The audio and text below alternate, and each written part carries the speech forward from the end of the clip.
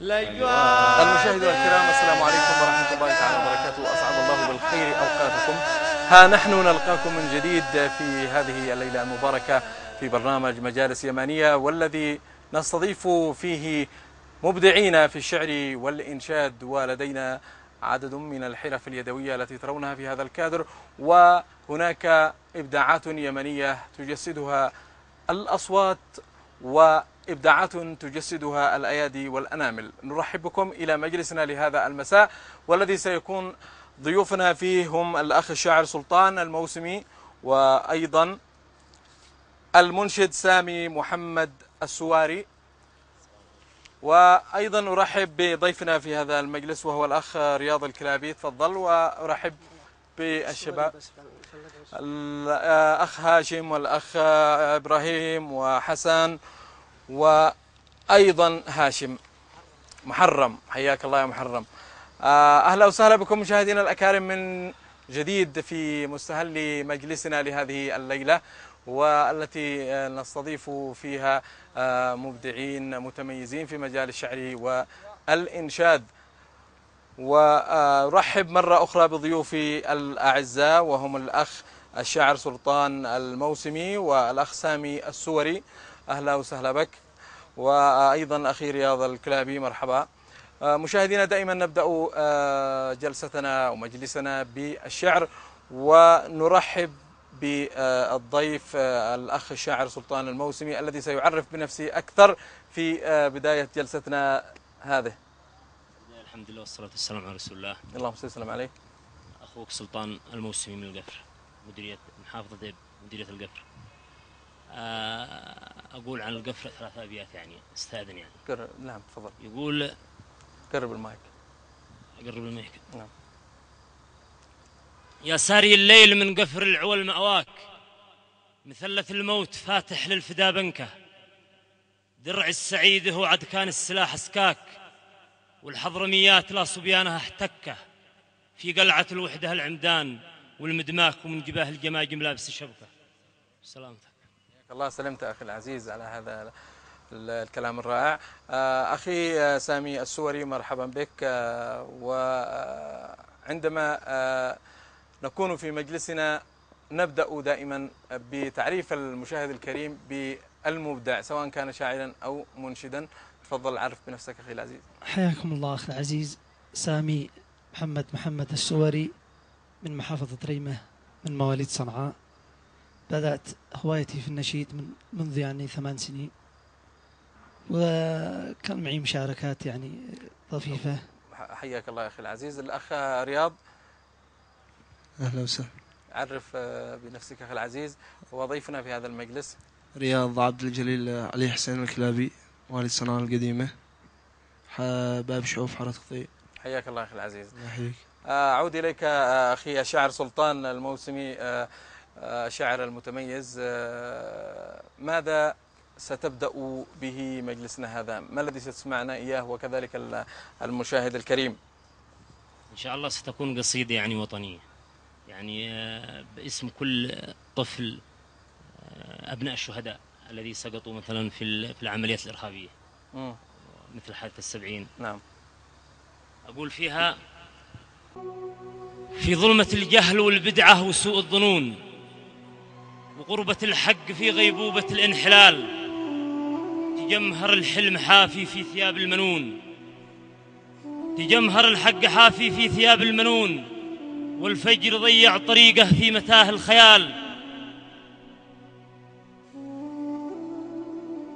والخوف ينسج خيوطه في عيون البنون، والأمهات الثكالى يندو بين الرجال، يوما من الدهر كالح في جبين السنون، شرب من الدمع والدم الزكي بالسلال، ومن لحوم العظام الجاسرة والمتون تعفنت بطنها المتورمه بالضلال، ومن لحوم العظام الجاسرة والمتون تعفنت بطنها المتورمه بالضلال، وطاح فيها الوطن مغبون فوق الغبون، والحزن في صدره المذبوح مثل النصال، من فعلة العيب يا حم اللحى الدقون، وعار تهتز من هوله صدور الجبال، من أجل من طاب لك يا مسخ بقر البطون، وقتل فوق 100 جندي تقطع وصال.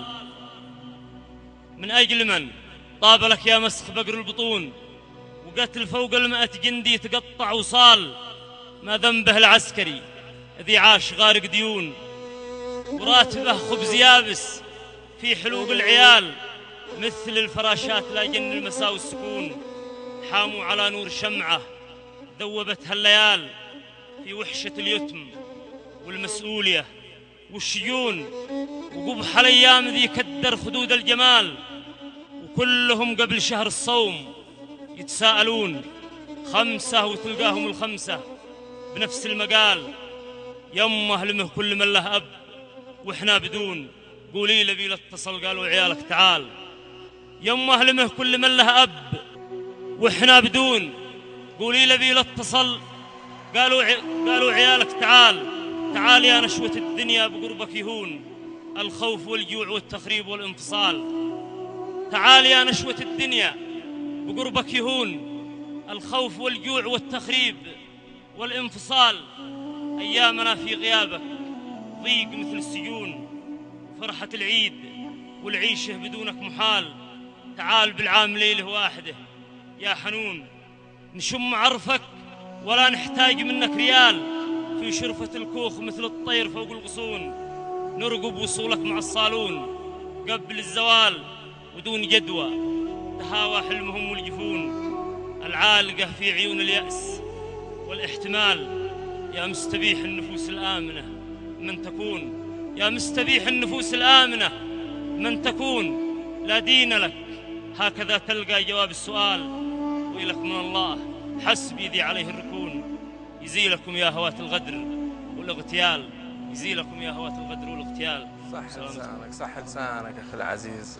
موضوع هام ناقشته في هذه القصيدة، وحقيقة أنه الإرهاب مرفوض بكل أشكاله وبكل أنواعه، لأن ديننا الإسلامي ينهانا عن قتل الأجنبي، فما بالك بالمسلم على غير حق يعني. نعم هذا حقيقي يعني، وهذه الحقيقة المرة. والإرهاب يعني شيء شاذ حتى على البشرية كلها يعني. نعم. مسلمين كفار نصارى أي شكل من الأشكال يعني، من أشكال الإرهاب يعتبر تعدي على أمان الآخرين، على دمائهم، استباحة يعني على المزاج. نعم. يعني بيعمل هذا الشيء ليلبي رغبته ونزوته. ليس يعني مسلما يعني. لا ليس مسلم. أخي سامي، إيش رأيك يعني في الإرهاب والأعمال الإرهابية التي شاهدناها وسمعناها؟ والله صراحة الأعمال الإرهابية شيء منكر كبير جدا، لا يرضى به الدين ولا الإنسان ولا المين. نعم. صراحة شيء فظيع، ما تقتل أخوك المسلم. وبالتالي تجد الكل يعبر عن هذه الظاهرة الخبيثة التي ظهرت في مجتمعنا، الشاعر بشعره، وكما قلنا دائما والكاتب أيضا في كتاباته. وهذا سلوك مرفوض يعني، لا يقبله لا شرع ولا إنسانية ولا أحد. ماذا ستسمعنا أخي سامي؟ سأسمعكم إن شاء الله كل شيء منكم عليكم دليل، للشاعر عبد الرحيم البرعي، ومن ألحان عبد العظيم عز الدين. إذا نسمع.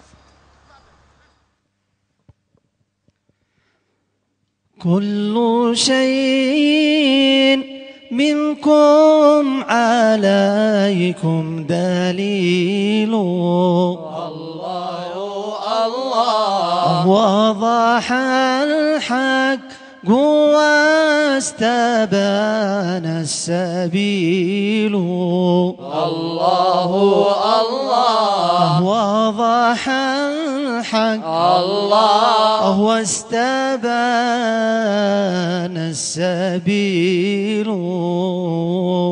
كل شيء منكم عليكم دليل، الله يا الله وضح الحق واستبان السبيل، الله يا الله وضح الحق الله واستبان السبيل، الله الله أحدث الخلق بين كاف ونون. الله الله من يقول المراد حين يقول. الله الله من يقول المراد حين يقول. كل شيء منكم عليكم دليل.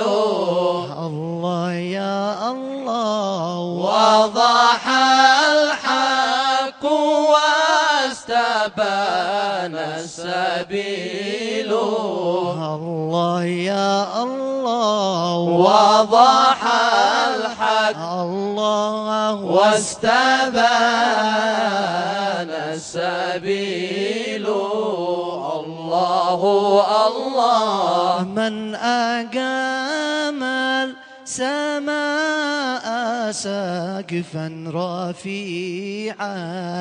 الله الله يرجع الطرف عنه وهو كليل. الله الله يرجع الطرف الله عنه وهو كليل. كل شيء منكم عليكم دليل. الله يا الله وضح الحق واستبان السبيل. الله يا الله وضح الحق الله واستبان السبيل. الله الله من له الملك والملوك عبيد. الله الله وله العز والعزيز ذليل. الله الله وله العز الله والعزيز ذليل. كل شيء منكم عليكم دليل. الله يا الله وضح الحق واستبان السبيل. الله يا الله وضح الحق الله واستبان السبيل. الله الله يا نبياه. هذا اللون البرعي هو اللون برعي في نعم. الكلمات اللحن لحن المنشد المبدع المتألق عبد العظيم الزدي. جميل. نعم. جميل. أعود إليك أخي سلطان. المجالس اليمانية هي دائما يحضر فيها الشعر، يحضر فيها الإنشاد، يحضر فيها التواشي. هل أنت ممن يجلس في مثل هذه المجالس؟ نعم، نحن نجلس في هذه المجالس، وخصوصا يعني العايشين في المناطق في القرى يعني دائما تجمعنا المجالس سواء للتخزين أو للسمرة، ونتبادل فيه الشعر والزوامل. وأعتقد أنه الشعر الشعبي في القرى يعني لغة البسطاء ولغة الناس، يعني عن طريقة ينقلوا مشاعر. كل يعبر عما بداخله بالشعر. نعم. شعر شعبي. إذا ماذا سنسمع منك الآن أخي العزيز؟ والله أنا أسمعكم الآن قصيدة تتحدث هذه القصيدة عن وضع أي شخص، يعني قصيدة اجتماعية يعني أخلاقيات. نعم. يقول: يا نشوة النصر في ثغر الحنون المصابة، يا نشوة النصر في ثغر الحنون المصابة، لا تغربي مثل حزن الشمس حين المغيب، قد يسلخ الصبح من سود الليالي ثيابه، ويغرس النور في نحر الظلام المريب. من يعشق المجد يغتال الملل والرتابة، ويطلب المعرفة والعلم حتى المشيب، يكابد الويل في درب الصحب والقرابة، وعلته ما يداويها علاج الطبيب. يحكم على النفس بالناموس حد الحرابة، كرامة الصقر تأبى رحمة العندليب. يحكم على النفس بالناموس حد الحرابة، كرامة الصقر تأبى رحمة العندليب. يعلم الصخر والفولاذ معنى الصلابة، يعني قبيل يعسر ما يكتسر له عسيب. يعلم الصخر والفولاذ معنى الصلابة، يعني قبيل يعسر ما يكتسر له عسيب. من عز ماله يسوق الخير مثل السحابة، يصيب في صدر بقعة قسمته والنصيب. تستلهم الصدق نفسه من سيوف الصحابة، وفي جبينه مصابيح الحليم اللبيب. عواصف الدهر نسمة ليل في انتصابه، مثل الجبل يكتم انفاس الفضاء الرحيب. عواصف الدهر نسمة ليل في انتصابه، مثل الجبل يكتم انفاس الفضاء الرحيب.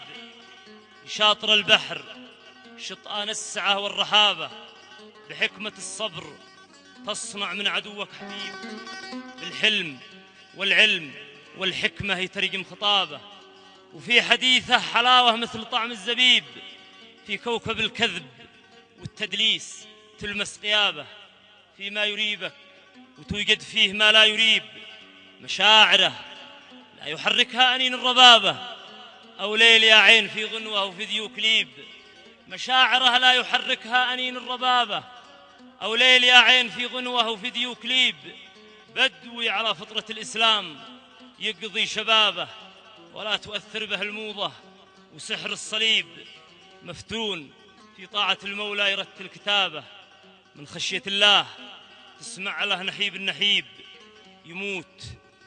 يموت مثل الشجر واقف وتيبس شعابه، ونظرة الناس تلقى فيه وادي خصيب.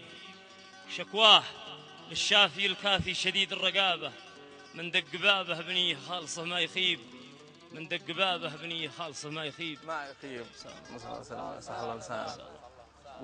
ولا شكوى إلا لله سبحانه وتعالى. هو نعم، الشكوى لغير الله مدلة. نعم. أنتقل إلى الأخ رياض الكلابي، وهو من ماذا أقول، عندما نرى شابا يافعا مبدعا في مجال معين لابد أن نشجعه ونعطيه الفرصة كي يظهر ويبرز موهبته. رحب بك مرة أخرى أخي رياض، حياكم الله. وحبذا لو أن تسمعنا صوتك في موشح قد تختاره أنت. نسمعكم موشح حامي للأسف جاب الرزق، هو رب حسن مختم. رب حسن مختم شان كم كرم بمن رسول معظم أشرف رب حسن المختم شان كم كرم برسول أعظم أشرف الأمم.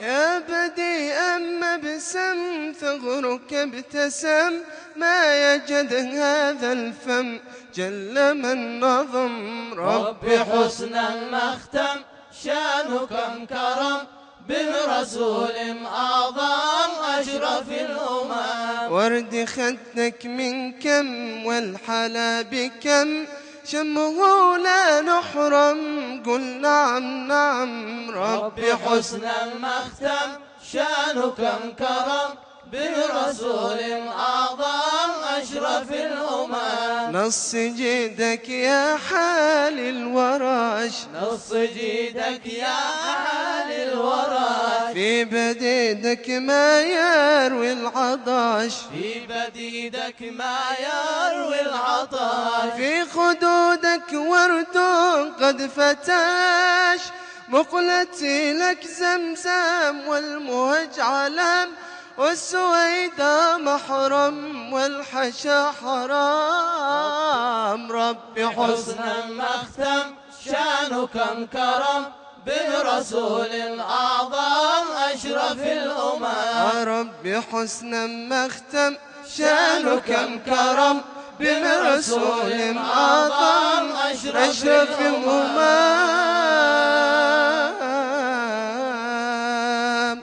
صلي عليه رحم الله والديك. جميل. مشاهدينا، أرضنا مليئة بالمبدعين، في كل المجالات، في الشعري، في الإنشاد، في الحرف اليدوية والمشغولات اليدوية، في أشياء كثيرة جدا ترونها معنا هنا في هذا المجلس، وأخرى مخفية وموجودة تلاحظونها في ما نراه في منازلنا، وما نراه أيضا في الأماكن الحرفية وفي الأسواق التاريخية، خاصة في صنعاء القديم. تتنوع الحرف وتتنوع الفنون الإبداعية، ولدينا هنا مشغولات يدوية وأيضا أزياء. هذه الأشياء هي من صنع الإنسان اليمني، وتميز به تاريخه على مر العصور، منها ما تطور ومنها ما ظل أو ما يظل كما هو عليه، ما زال محتفظا بجماله وبروعته وبأناقته التي تدل على أناقة وروعة الإنسان اليمني، سواء كان رجلا أو امرأة. وهنا نرى هذا الزي، الأخت روضة الحراسي معنا في هذا الجانب. أخت روضة، هذا الزي هل هو فعلا من تراثنا أم أنه دخيل على هذا التراث؟ بسم الله الرحمن الرحيم، وأهلا وسهلا فيكم مرة ثانية في هذه الحلقة. طبعا الزي الشعبي الذي كانت تلبسه أو ترتديه العروس اليمني، العروس اليمنية كانت قبل أن تدخل الفساتين الغربية أو الأجنبية أو الخارجية بشكل عام، كانت دائما تلبس هذا الرداء أو هذا الفستان مع هذا التاج، ومعمم على جميع المحافظات كانت تلبس هذا اللبس. وهو صناعة يمنية؟ يمنية، وزي يمني؟ زي يمني، ما فيش أي صناعة أجنبية ولا لم يدخل عليه أي تغيير؟ ما زال هذا هو التاج اليمني معروف. ما زال يستخدم هكذا أو يلبس في الأعراس؟ الآن بكل صراحة الفساتين المستوردة هي التي طغت السوق، وأيضا نالت إعجاب الكثير من الفتيات. هل الحصول على هذا الزي في متناول اليد أم أنه أصبح نادر الوجود؟ صار نادر، لأنه للأسف الشديد ليس له أي اهتمام كما سبق. نعم، وبالتالي مشاهدينا الأكارم، عندما نحافظ على تراثنا نحافظ على أنفسنا. فهذا الزي فعلا أنه يميزنا، لأنه عندما نراه وكأنه ما نراه من مشغولات أو أزياء خارجية، ولكنه في الحقيقة يعني زي يمني أصيل. كانت المرأة اليمنية ترتديه على عموم محافظة الجمهورية بهذا الزي، وتلبسه العروس يوم عرسها، وهذه الطفلة الحبوبة تجسد لنا هذا اللبس إلى جانب هذه الفتاة. الفتاة هذه دائما كان هذا اللبس عندما العروسة يحلفوا عليها أهلها بعد عرسها يلبسوها الفضة في استضافتها، يقوموا بلبس الفضة هذه عند الشكمة، تسمى الشكمة. نعم. يلبسوها هذا الفضة. يعني تشكلونها أنتم وفقا لما ترونه مناسبا معه؟ الآن حسب طلب السوق أو دراستنا لمجتمعنا الآن، الطلبية بتكون بهذا الشكل، وكذلك بتمشي بسرعة. تتنوع الأشكال والأنواع أكيد. نعم، وبالتالي مشاهدينا الأكارم نرى تنوعا سواء كان في الزي أو في المشغولات اليدوية، وما زال هذا اللبس الذي نراه على هذه الطفلة مستخدم الآن؟ نعم. في أماكن معينة أم على مستوى الجمهورية؟ هو على مستوى الجمهورية، بس كما أقول لك نادرا. نعم، إذن يستخدم بشكل نادر، وبالتالي عندما ننظر إليه وإلى شكله وإلى جماله هو يكون أروع من ما نشاهده في الأسواق من مصنوعات أجنبية وملابس أجنبية. وإنما هذا الزي هو بحاجة إلى رعاية وإلى الاهتمام به وإلى محاولة إظهاره من جديد والتعاون معه. نعم. شكرا جزيلا. شكرا جزيلا لك أختي روضة، وشكرا للأطفال الحبوبين. ونعود إلى مجلسنا مشاهدينا الأكارم، ونعود إلى الأخ المنشد سامي. تنوع تراثي في كل شيء بالنسبة لنا اليمن، كما يتنوع التراث اليمني الأصيل في مجال الإنشاد. سمعنا منك لونا برعيا، ماذا سنسمع الآن؟ إن شاء الله جل مولى الجلال الشاعر أحمد بن شرف الدين من الألحان تراث. نسمع. الله الله الله الله الله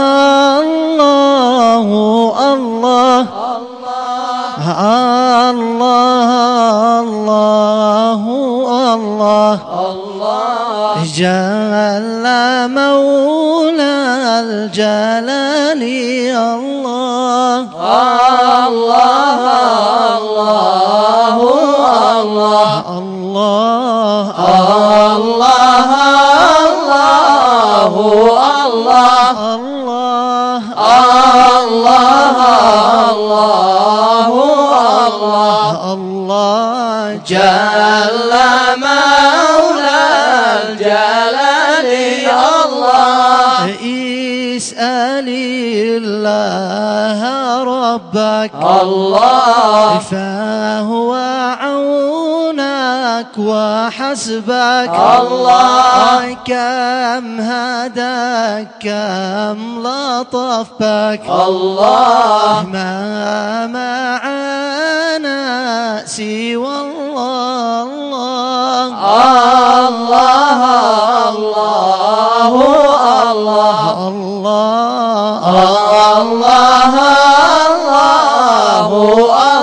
الله الله الله الله جل مولى الجلال الله يا أخي قف على الباب الله ما على الباب بواب الله من دعا الله ما خاف الله كيف يا أخي بداعي الله الله الله الله الله